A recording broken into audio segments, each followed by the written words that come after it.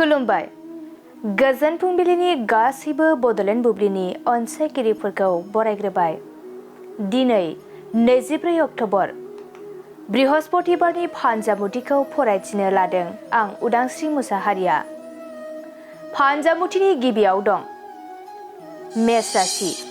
माबा मोनसे गोथार खामानि मावनो लानायाव हेंथा फैगोन, गोसोआव गिनाय सोमजिखांगोन। वृष राशि।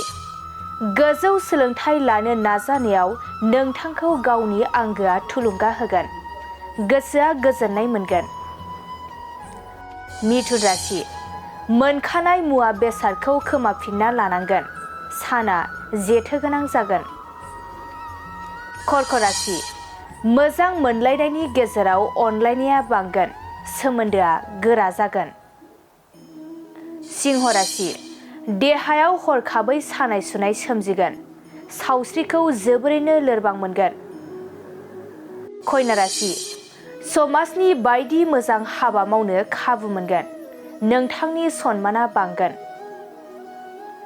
तुला राशि। बेफार फालांगियाव मुलाम्फा जागोन, रांखावरि आरजिनानै लानो हागोन, न'खराव सान्थि फैगोन। वृश्चिक राशि।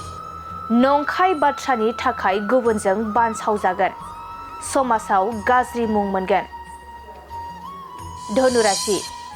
बायदि बेरामजों नोंथांनि सावस्रिया लोरबांसिन जागोन, दुखु दाहाजोंनो साना बारलांगोन। मकर राशि। नोंथाङा गोसो थोनायनि बान्दोआव गोग्लैगोन, गोसोआ उरां फारां जागोन। कुम्भ राशि।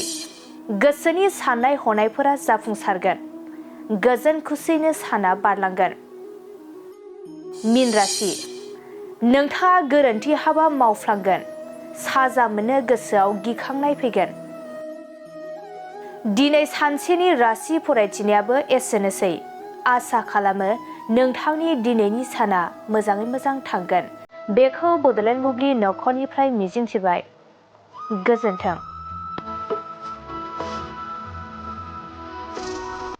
मोनसे फोसावथाय।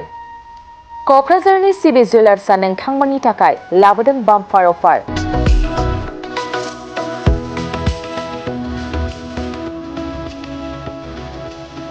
सना रुफा बायग्राफोरनि थाखाय धमाका अफार। सनाजों गावखौ समायफ्लेहोनो गोसो गोनां बिथांमोननि थाखाय मोनसे गोजोनथाव खौरां। नोंथाङा लुबैनाय बायदि सनाखौ सिबि जुवेलार्सआव फैनानै खम बेसेनावनो लांफैनो हागोन। बे अफारखौ अक्ट'बर दाननि 31 अक्ट'सिम होनाय जादों। नोंथाङा बे सिबि जुवेलार्सआव गोबां रोखोमनि सना आरो डायमन्डफोर मोननो हागोन, जेरै diamond jewellery, Rajkot jewellery, Bombay कास्टिं जुवेलारि, कलकाता जुवेलारि, मेसिन मेड जुवेलारि आरो ट्रेडिशनेल जुवेलारि नोंथाङा बे सिबि जुवेलार्सआव मोननो हागोन। डायमन्ड जुवेलारिनि थाखाय 15% अफार होनाय जादों। लोगोसे सना बायग्राफोरनि थाखाय 1 ग्रामाव 500 रां खम बेसेनाव मोननो हागोन। लोगोसे गोजाम सनाखौ सोलायनायनि थाखायबो स्पेसियेल रेट बानायनाय जादों। नोंथांमोना क'क्राझार सिबि जुवेलार्सनिफ्राय आबुङै मिथिनोब्ला 9954273079 जानबुं नाम्बाराव कल खालामनो हागोन।